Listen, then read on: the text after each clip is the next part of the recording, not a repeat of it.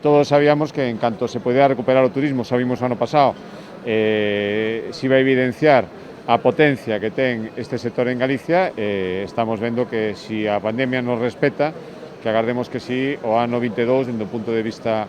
turístico, vai ser espectacular en Galicia, e Fitur, que era un termómetro en principio de ano,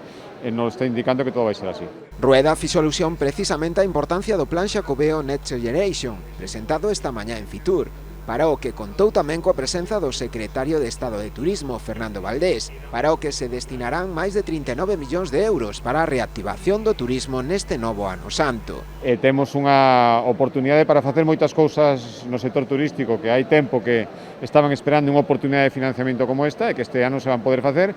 e sobre todo van contribuir á recuperación deste ano, que ten que ser a máis inmediata e máis importante, pero a deixar sentadas unhas bases para unha recuperación, para un novo modelo de turismo que ven, que xa non busca masificación, que busca espacios de natureza, que busca o que ofrece Galicia, e estes fondos de Next Generation van ir dirixidos a eso precisamente.